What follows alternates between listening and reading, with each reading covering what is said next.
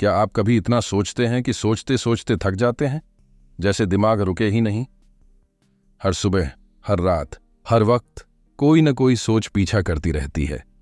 कभी भविष्य की चिंता, तो कभी बीते हुए कल की जलन, कभी खुद से सवाल, मैं क्यों नहीं कर पाया, तो कभी दूसरों को देखकर जलन, वो आगे कैसे बढ़ गया। ये सोच धीरे धीरे हमारे कॉन्फिडेंस को, हमारी नींद को और सबसे ज्यादा हमारी इनर पीस को चुरा लेती है। आज हम जिस किताब की बात कर रहे हैं उसका नाम है थिंक स्ट्रेट। लेखक हैं डारियस फोरू, और उन्होंने इस छोटी सी किताब में एक बहुत बड़ी बात कही है।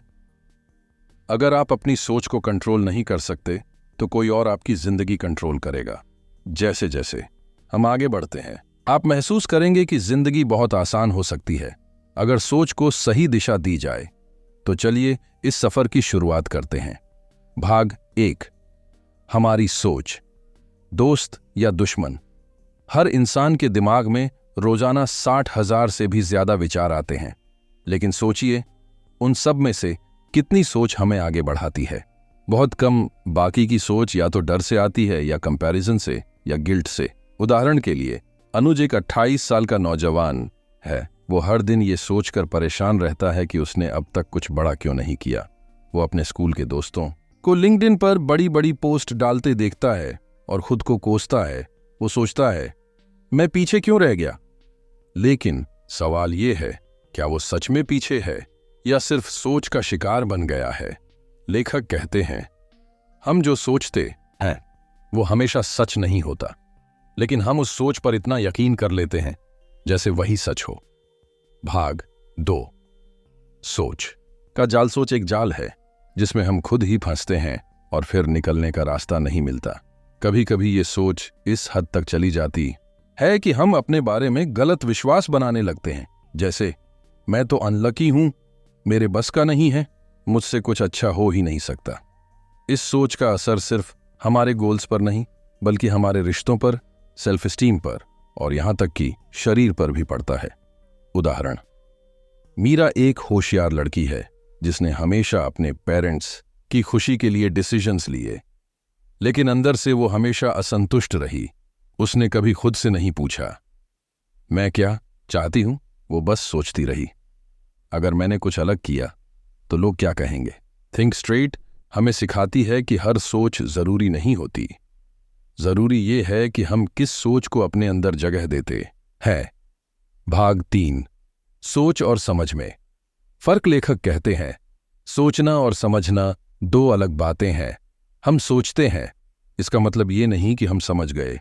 कई बार हम अपने ही विचारों से डर जाते हैं, जबकि अगर उन्हें ठीक से समझें तो वो इतने खतरनाक नहीं होते। उदाहरण, राहुल अपने करियर को लेकर कंफ्यूज था।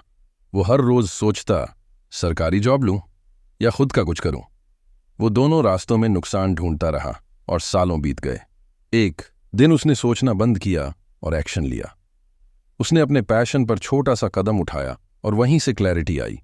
क्योंकि लेखक कहते हैं, क्लैरिटी थिंकिंग से नहीं, डूइंग से आती है।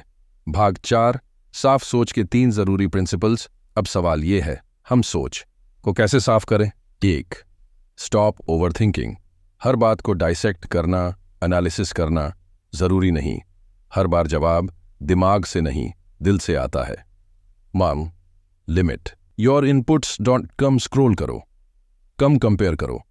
अपने दिमाग को इतना मत भर दो कि सोचने की जगह ही ना बचे। 3, राइट इट आउट।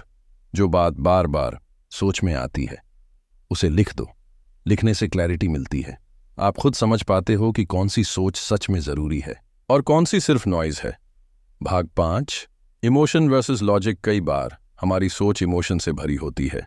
जब हम दुखी होते हैं, थके हुए होते हैं या अकेले होते हैं, तब दिमाग और भी ज्यादा सोचता है।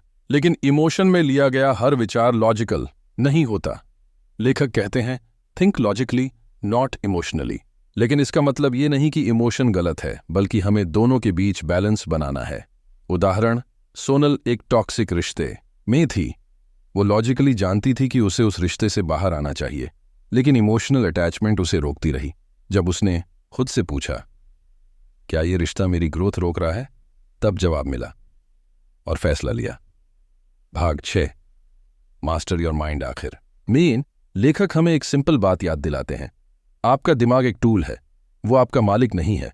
हमेशा याद रखो, आप अपने विचार नहीं हैं, विचार आते हैं, जाते हैं, लेकिन आप वही हो जो उन विचारों पर एक्शन लेते हो। अगर आप सोच पर कंट्रोल पा लेते हैं तो आप अपनी जिंदगी के मास्टर बन सकते हैं।